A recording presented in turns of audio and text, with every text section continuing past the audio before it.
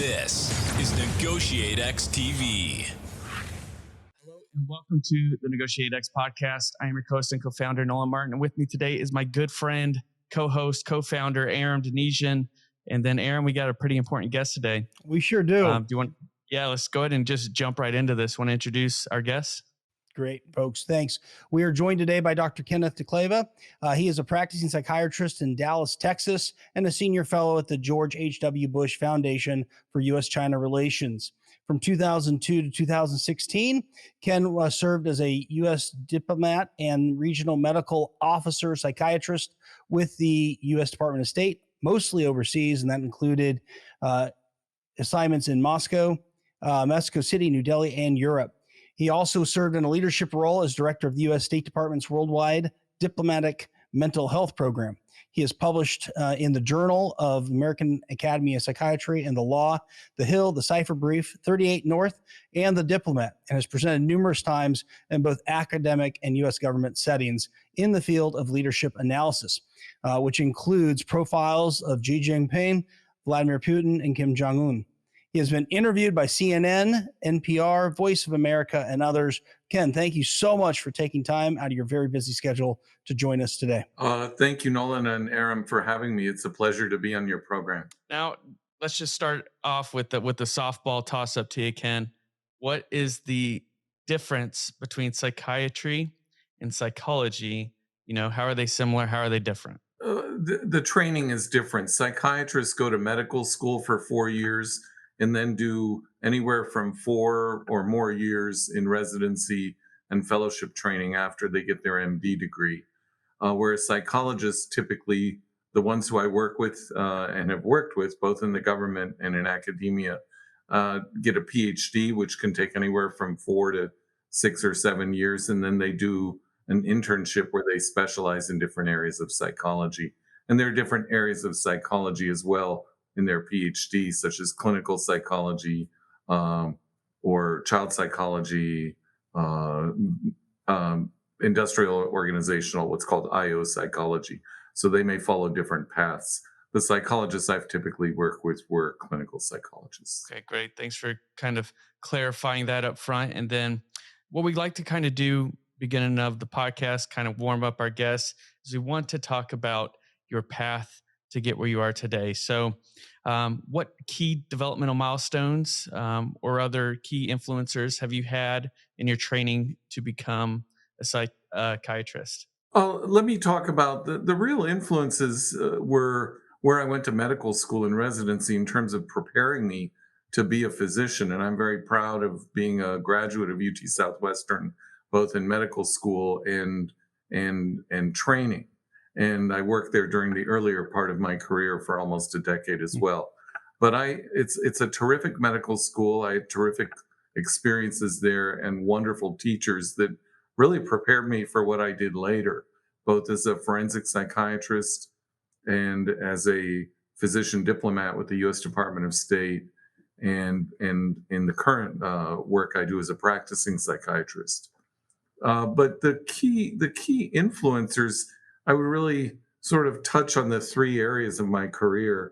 The first one would really be in the earlier part, the forensic work, was the late Dr. Jim Grigson, who was a legendary forensic psychiatrist in Texas and really an expert in all areas of forensic psychiatry, but mostly criminal psychiatry. And that's the area I focused on, evaluating criminals who were charged with very serious offenses, such as murder, capital murder, aggravated assault, robbery, rape, child sexual assault, in various areas of their cases, either for competency to stand trial, in some cases insanity, and in other cases looking at sentencing, either aggravating circumstances or what are called mitigating circumstances. So I did that part of the work, and Dr. Grigson was very influential and was kind of a mentor to me when I entered that field. In the area of leadership, which I got into leadership analysis, such as the work you mentioned in the very kind intro, I was really honored to work in the mid-90s. It really changed my life and my career with the late Dr. Gerald Post, who was a psychiatrist at George Washington University at the time, where he taught for about 3 decades. But earlier, he had been a psychiatrist at the CIA for 21 years, where he founded a center that specializes in leadership analysis of foreign leaders. And he's really the founder of that discipline as we know it today. And he was deeply influential, and meeting him really changed my life. And then in diplomacy, I'll highlight my dear friend and colleague and mentor, Dr. Esther Roberts, who served with great distinction in the State Department and is now on the faculty at George Washington University. She served for about 28 years and was one of the founders of the mental health program that I served in. And what may be of interest to your listeners is one of her first major duties that set her career up was she was one of the 3 U.S. government psychiatrists that traveled with the 52 released Iranian hostages in 1981 on January 20th, when Ronald Reagan was inaugurated as president. These hostages had been in captivity for, I think, 453 days. And Dr. Roberts and her colleagues traveled with them from Algiers, where the plane landed to refuel, to Wiesbaden and Ramstein Air Force Base in Germany, where the hostages were medically treated and debriefed by this team and by others. So those were huge influencers, people that I knew personally. The other influencers that, for your listeners, intellectual influencers, have been in the areas of forensic psychiatry and hostage negotiation, would be folks like former FBI Special Agents Gary Nessner, who you had on your show, a wonderful podcast, and the writings of another FBI agent, Chris Voss, and other writings by Matthias Schraner in Switzerland, and Laurent Combabert in France, and a teacher who I took a course from and learned at Harvard, Professor Michael Wheeler, and the writings of Gian Domenico Pico, who was a brilliant hostage negotiator with the UN in the late 80s and the early 90s. Those are my biggest kind of influencers. Thank you for that. And it's, be insightful to go back and look at the works of the folks you mentioned.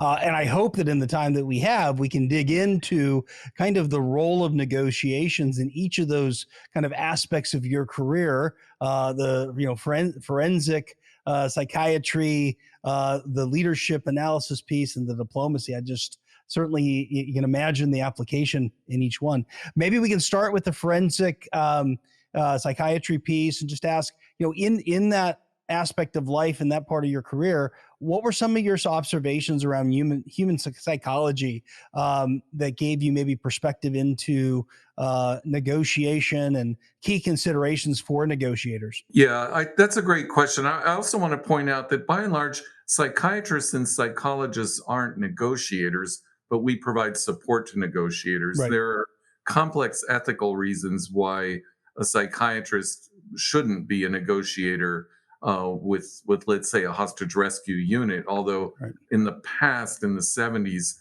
there were psychiatrists when this type of work was being developed that did that. But there are ethical issues because of the risk that you may be negotiating with someone for the purpose. There may be a SWAT team that has to take other actions while you're negotiating, and that's problematic ethically for a physician. But I think I had the fascinating experience at a conference in the 90s of meeting Frank Boltz, who was a negotiator who started one of the first negotiating units with the NYPD, with the police department in this country. And he gave a talk, and it was fascinating. And I said, "Can I buy you lunch and a beer?" And he was very open and warm and friendly. I was just a nobody, a junior psychiatrist among thousands of people at this meeting. And he said, "Sure." And I asked him, "How did you pick your team?" And this is what's important, I think, for your listeners. What makes a good negotiator? And what I've seen with people I've worked with and observed is they have to have curiosity about people. They have to have a certain type of humanity. They have to like people. They really need to be good listeners. They need to have lots of what we call soft skills, an openness, a curiosity, a tolerance of ambiguity, lots of patience, and cultural sensitivity, because they may be negotiating people who don't look like them, or who are from different walks of life or different cultures, ethnic groups, or countries. And uh, Boltz certainly had that in spades. That's why what made him so great. But he hired people like him. So I think those kind of characteristics are really important. It's really interesting when you take courses from these negotiators that I've mentioned that teach seminars and courses. They run people through a lot of tests. And one of the things I learned when I took those tests about myself is uh, I'm not a great negotiator. I'm good at understanding negotiation, and I'm good at supporting negotiators, but psychiatrists are too accommodating to be negotiators in the most difficult challenge of negotiations, because we want to get to accommodation, to yes, if you will. Yeah. Now, have I negotiated in my work? Yes, I negotiated in the world of forensics, with defendants to help them figure out a plea bargain, or I negotiate with patients every day, trying to get patients who don't want to take the COVID vaccine to take the COVID vaccine, especially when it first came out at the beginning of the pandemic, and even now. So we all engage in daily negotiations as clinicians. But let me share a story for your listeners of Yeah, a please do. forensic negotiation, which was really kind of striking for me. I was one of several psychiatric experts back in the 90s on a murder case. And the young defendant, a woman, had no prior record and had murdered her child. And so we were asked to assess her for insanity at the time of offense, as well as competency. And I spent, I'm relying on my memory, but about 6 hours in separate interviews, reviewed all the records, as did my other colleagues who reviewed them for the defense in the court. I had been hired by the district attorney. So I was the state's witness, a potentially threatening person whose opinion carried a lot of weight against her. She was facing a possible life sentence because of the nature of the offense. So I met with this person. I submitted my report to her defense attorney and to the DA and to the court. And then I waited, because these things take a long time. And what happened was I sort of followed the case loosely, and I got a phone call one day. I was working in the jail where I work. In Tarrant County, I worked for several years in the jail taking care of mentally ill prisoners. And I got a phone call from the DA saying, "We need you in court right now in Dallas." I said, "Well, I'm not in Dallas. I'm an hour away. And if I'm going to be in court, I have to go home and put a suit on. So I'll be there in an hour and a half." I got there as quickly as I could. I said, "What's the problem?" And they said, "The defendant won't sign the plea bargain unless you're there." I said, "She has her own lawyer, who's a brilliant lawyer. She has her own expert. Why don't they get her to sign it?" And the DA said, "We don't know. She wants you." So I drove. I drove, showed up in the courtroom. There's a little holding area, and there's a room full of observers, 200 people. The media was there. The jury had been picked. And everything was going to start depending on whether she signed the plea bargain to go to prison, instead of taking the risk of going to prison for a life sentence or going to a mental hospital for an indefinite time. And we walked in the room, and I asked the permission of the attorney and the expert and the defense and the DA, "Is it okay for me to speak?" And they said yes. And the other expert was there, and I said, "Why don't you sign the form?" And the defendant patient, because she was a patient in the jail, Sure. said, "I'm scared." I said, "What are you afraid of?" And she was shaken. And I said, "Your lawyer has talked with you about the deal. You understand the deal?" She said, "Yes." She said, "I'm afraid I won't get help if I go to prison." And I said, Your expert and I will talk to the appropriate people to make sure that your medical records are sent to intake so you get the help you need. The patient turned and said thank you and signed the form, and then I drove home. This was very unusual. It shows the power of what psychiatrists and psychologists call transference. Something happened in that connection with this defendant during those 6 hours that I had spent with her many months previously that made her trust me. Yeah. I'm not even sure why to this day, but trust me, she did. And then she signed the agreement, which allowed her to get out of prison. I think she got out shorter than 20 years for good behavior, and then could resume her life.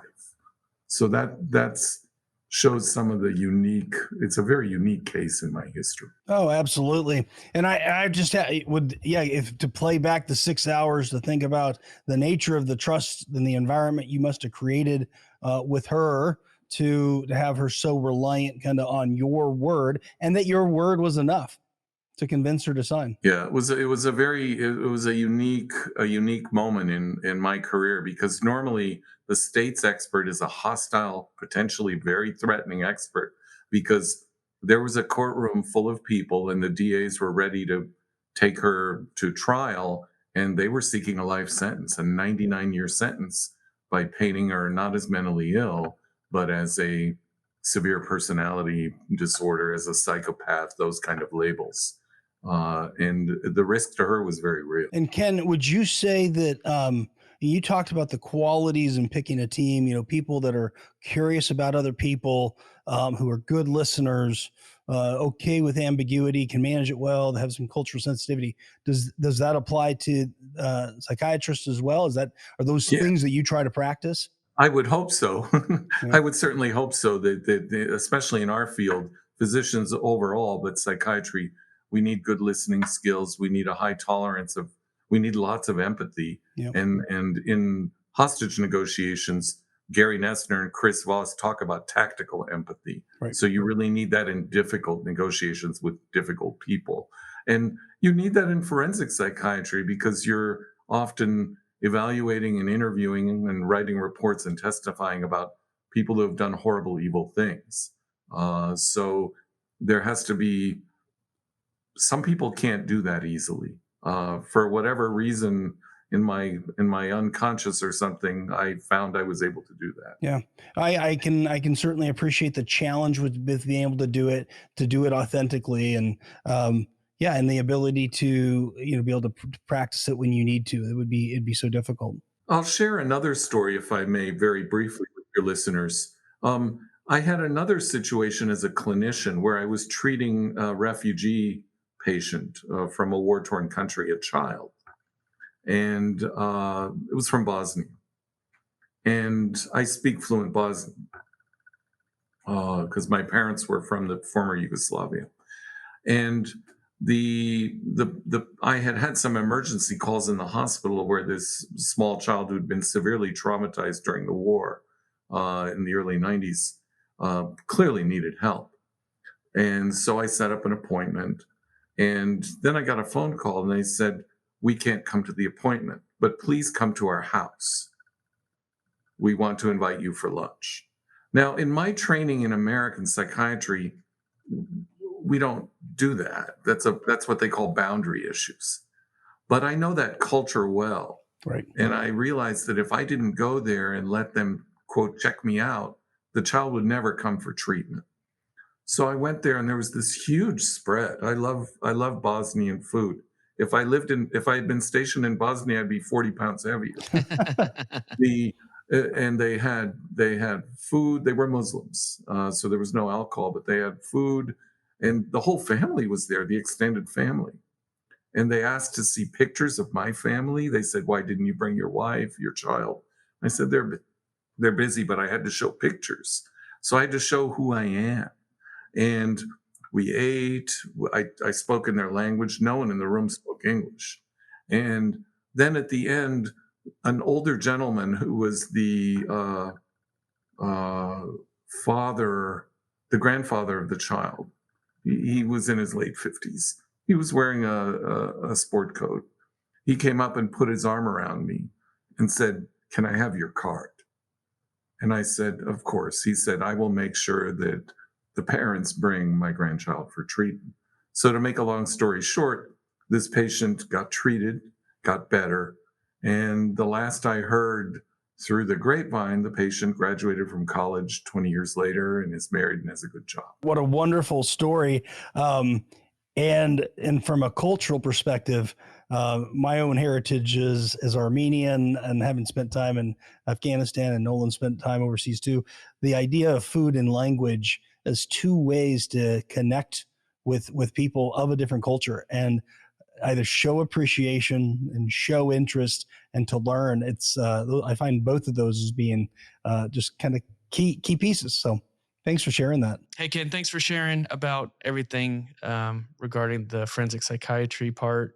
And thanks for those two great stories. We definitely appreciate it. I know during our pre-call, we had spent some time talking about your senior U.S. diplomat and regional medical officer time that you spent overseas. And so I wanted to learn more about, you had mentioned the kidnapped hostage scenarios and kind of how you were involved with the treatment of those individuals when they came back. Could we explain a little bit, talk a little bit more about that and kind of the different aspects of psychiatry and how it may be applicable to a negotiator? Yes, our role was to provide support both to the negotiators at times and to provide support to the victims once they were returned.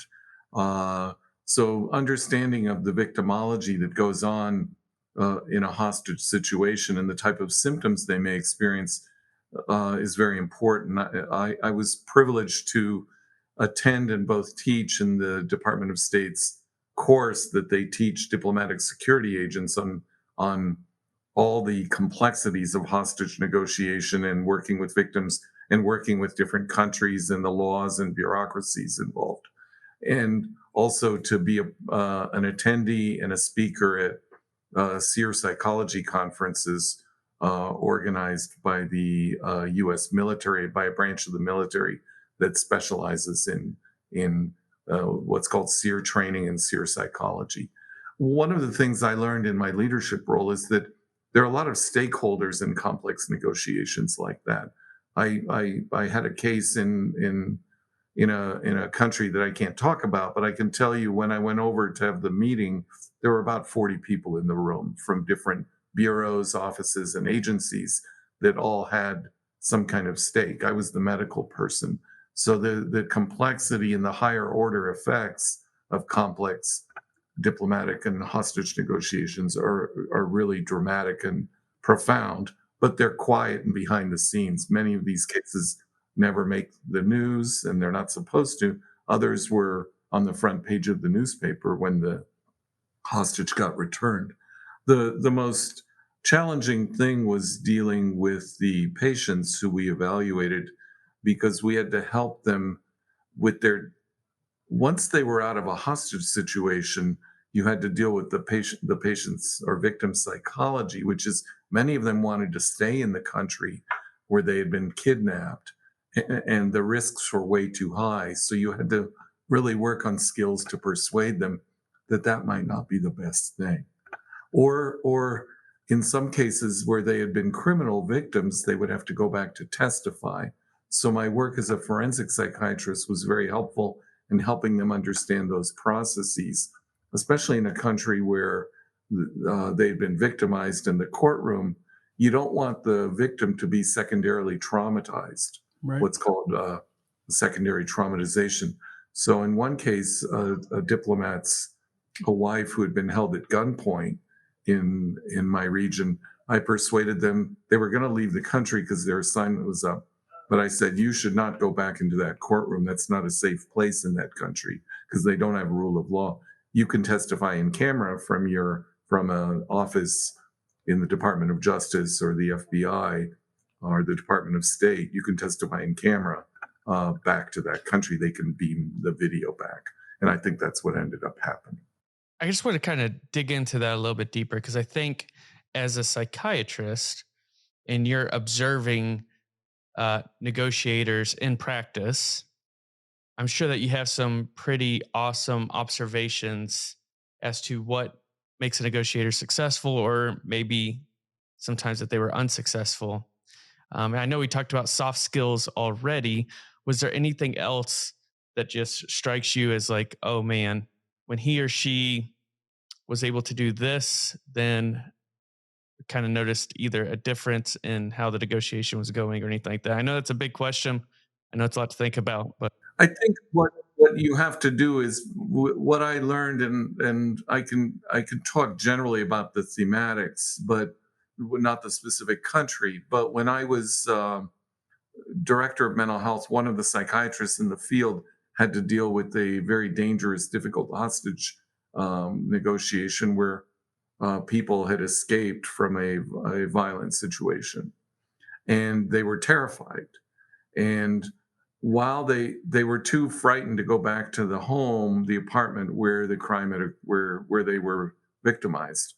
So the regional psychiatrist for that area called me. I was in DC, and said, "I want to help these people, and until they get a hotel or something. I'm single. I have a large apartment. They can stay with me for 2 or 3 days." Again, normally you wouldn't do this because there are boundary issues, but I trusted my colleague's judgment.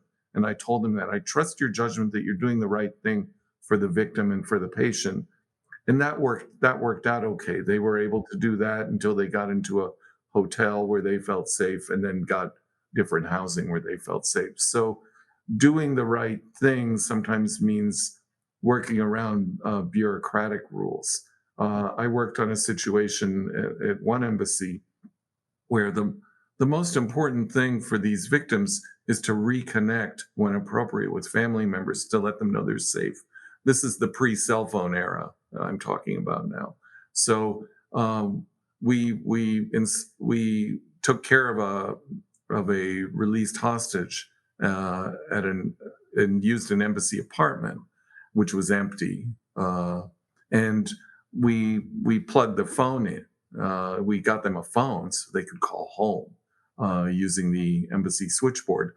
And one of the telephone people then said, well, when the person was repatriated a few days later, said they didn't pay their bill, that sort of thing. So I had to say, let's not worry about the $10 phone bill here. We took care of the hostage, the victim, and did the right thing. So doing the right thing is critically important always. Hey everyone, Nolan here. I have to jump in and end the conversation right here. If you haven't already, please rate, review, and subscribe to the NEGOTIATEx podcast. It definitely helps us out and definitely helps us get this podcast in front of other leaders. Thank you. Hey, thanks for checking out this video on NEGOTIATEx TV. If you found any value at all, please hit the subscribe button, hit the notification icon if you want to be notified of future videos. And then we also have a couple videos over here that you might be interested in checking out. If you and your small business, your team are looking to get negotiations or leadership training, then you can head over to NEGOTIATEx.com and learn more about the coaching services we offer. Thanks, and I'll see you over in the next video.